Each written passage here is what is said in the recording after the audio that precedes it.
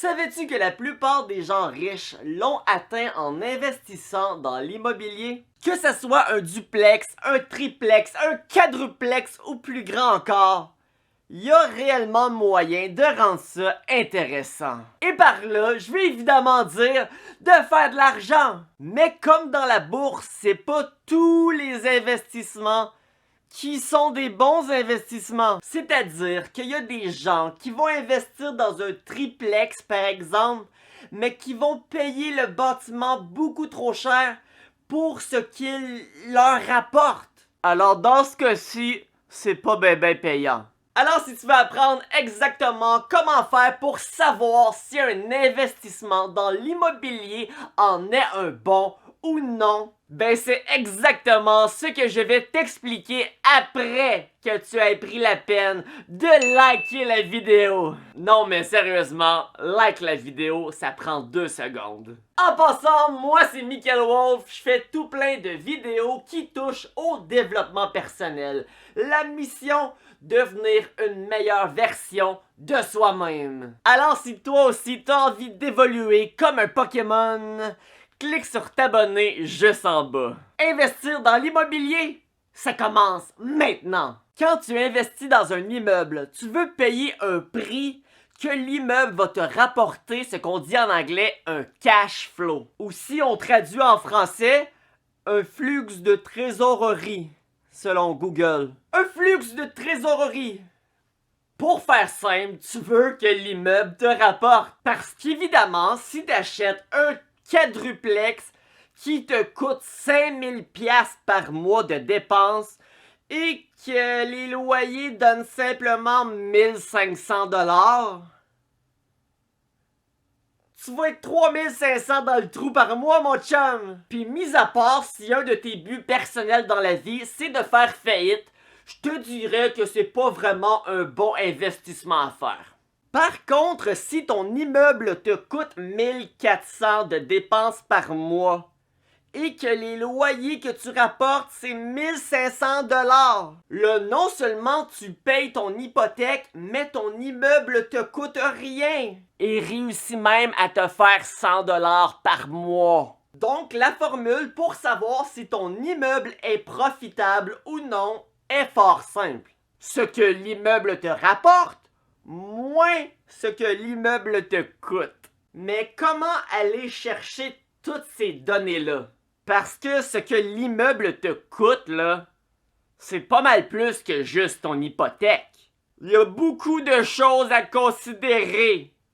Et c'est là que la méthode des 4 carrés entre en jeu. Donc, voyons voir cette méthode des 4 carrés. Le premier carré, c'est le revenu que l'immeuble te rapporte. Donc, combien tu possèdes de loyers dans l'immeuble et combien chacun d'eux te rapporte. Ici, on va dire qu'on parle d'un duplex, donc de 2 loyers, et on va dire qu'il rapporte 750 chaque, donc 1500$ par mois. Dans ce carré, c'est aussi possible d'avoir d'autres revenus, comme par exemple un revenu de stationnement, c'est-à-dire charger ton locataire pour un parking, ou un revenu de remise pour un espace de rangement. Mais ici, on va pas se compliquer la vie plus que nécessaire, alors on va tout simplement mettre ça à 0. Donc le revenu de notre duplex est de 1500$ par mois. Passons maintenant à la deuxième partie de la méthode. Le deuxième carré, ce sont les dépenses. Qu'est-ce qu'on a comme dépenses? On a premièrement les taxes de la propriété, qu'on parle ici de scolaire et municipal, et dans ce cas-ci, ça donne environ 275$ par mois. Si tu te demandes où est-ce que j'ai pris ce chiffre-là, dans le fond, j'ai visité et j'ai voulu acheter un duplex que je n'ai pas réussi à acheter. Va voir la vidéo, j'en parle pendant 18 minutes, je parle. Mais en gros, les taxes, c'était de 3300$ par année et dans le fond, ça donnait 275$ par mois. Par la suite, il y a les assurances, parce que bien sûr, tu veux assurer ton bâtiment qui est environ de 100$ par mois. L'hydro maintenant, ben oui, parce qu'il y a des propriétaires qui offrent l'hydro à ses clients. Mais ici, on va mettre 0$ parce qu'ils sont capables de la payer, leur propre électricité. Hey! Ensuite, qu'est-ce qu'il peut avoir comme dépense? Est-ce que tu veux payer quelqu'un pour faire le gazon l'été? Nah, c'est pas obligé. Est-ce que tu veux quelqu'un pour la neige l'hiver? Ça peut être utile. Mais pour le bien de la vidéo, je vais quand même mettre ça à 0$. Bon, c'est quoi qui reste comme dépense, là? Ben oui, les fameuses réparations. Parce que ton immeuble n'est pas invincible. Ici, on va mettre 100$ par mois. Que, évidemment, j'imagine qu'on va pas utiliser à chaque mois. Parce que si j'utilise 100$ de réparation à chaque mois, là, ben, moi, changer de locataire, là. Parce que, hey, il y a un problème. Moi, je suis dans mon appartement depuis 2 ans, puis j'ai jamais coûté un seul sou de réparation, là. Mais tout de même, ce 100$-là, c'est pas seulement pour réparer ce que les locataires détruisent. Ça peut être avec les années, va falloir éventuellement peut-être que tu fasses réparer la toiture, quitte à la faire refaire au complet. Alors, ce 100$-là, par mois, tu le mets dans une petite tirelire qui va servir à faire des plus grosses réparations. Qu'est-ce qui reste comme dépense? Les frais de gestion. Ça, c'est si tu décides d'engager quelqu'un qui gère carrément l'immeuble. C'est-à-dire de trouver les locataires, les faire payer, etc., etc. Mais ici encore, on va mettre 0 parce qu'on est des grands garçons. Puis on est capable de gérer ça. Une autre dépense à prévoir, c'est si ton appartement devient vacant. Donc, post-vacant. Ça, c'est si éventuellement tu perds un ou des mois de loyer. Et ici, on va estimer 5% du prix de loyer. On a dit qu'on faisait 1500$ de revenus par mois. C'est donc 75$ par mois qu'on va mettre de côté dans le petit cochon pour si jamais il arrive de quoi de triste. Et finalement, l'hypothèque, parce que t'as pas acheté cet immeuble-là cash pour un duplex de 200 000$. Si je veux acheter ce duplex et que je ne veux pas habiter le duplex, je vais devoir mettre une mise de fonds de 20%, c'est-à-dire 40 000$. Tandis que si je décide d'habiter dans l'un des côtés du duplex, là, je peux seulement mettre 5% de mise de fonds. Mais dans ce cas-ci, on veut louer les deux côtés, c'est-à-dire qu'on met une mise de fonds de 40 000$. Je vais donc avoir une hypothèque sur 160 000 et disons environ 2,5% d'intérêt sur 25 ans, ce qui donne une hypothèque de roulement de tambour 716$ par mois. Et voilà, on a maintenant toutes nos dépenses, on calcule le tout, ce qui fait 1266$ par mois. On vient de terminer la deuxième partie de cette méthode des 4 carrés. Passons maintenant au troisième carré. Mais avant de passer au troisième carré, là, as-tu liké la vidéo au début comme je te l'avais demandé? Non! Ben pourquoi? Allez, c'est ta deuxième chance, là. Commande, là. Prends ton petit pouce, là. Dirige ta souris vers le pouce. Puis clique. Clique, clique, clique, clique, clique. Pourquoi j'ai dit le pouce? Tu cliques avec ton index. Clique avec le doigt que tu veux, mais like la vidéo. Bon, le troisième carré. Le cash flow. Ça, c'est si ton immeuble te rapporte ou non. C'est donc les revenus de l'immeuble moins les dépenses de l'immeuble encore. Ici, les revenus étaient de 1500$ par mois et les dépenses de 1256$ par mois.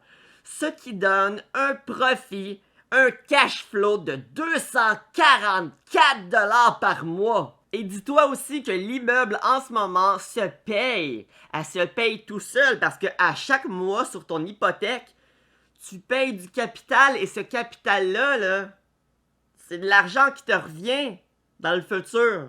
Et dans 25 ans, tu vas avoir un immeuble qui vaut plus de 200 000$ complètement payé et qui va continuer à générer du passif. Et rendu là, ça va être beaucoup de passif parce que tu n'auras plus d'hypothèque à payer à chaque mois. Donc ton cash flow va être gros comme le Père Noël. J'ai des bons exemples. L'inspiration dans cette vidéo. Le quatrième et dernier carré, le retour d'investissement. Parce qu'il faut savoir, est-ce que ce que tu as investi et ce que tu reçois en retour, est-ce que la proportion est bonne ou non? Alors, le retour d'investissement, la mise de fonds, dans ce cas-ci, on a dit que c'était 40 000 $. Maintenant, il y a aussi les frais de notaire et de bienvenue, qui est environ 3 000 $ dans ce cas-ci. Les frais de rénovation, ici, on va dire qu'on n'a aucunement rénové, donc on va mettre 0. Alors, le total d'argent investi pour avoir ce duplex va avoir été de 43 000 $. Notre immeuble nous rapporte un cash flow de 244 $ par mois et par année, ça donne donc 2 928 $. On va donc prendre ce montant et le diviser par le total d'argent investi, c'est-à-dire 43 000 $, et par la suite multiplier par 100 pour savoir le pourcentage. Et ici, on a donc un retour d'investissement de 6,8%. Ça a quand même de l'allure, c'est environ ce qu'on peut espérer avoir sur le long terme à la bourse, mais encore une fois, il faut pas que tu oublies que à chaque mois, ton hypothèque paye ton immeuble. Et dans 25 ans, tu vas avoir un immeuble de plus de 200 000 $. Alors, si on prend 200 000 moins le nombre d'argent investi, 43 000 $, c'est un profit de 157 000 en 25 ans, ce qui donne 6 280 $ par année. Si on rajoute à ce 6 280 $ le 2 928 $ de cash flow de tantôt, ça fait 9 208 $ par année. Divisé encore une fois par 43 000 fois 100 pour les mettre en pourcentage, ce qui donne un retour d'investissement de 21,41% par année.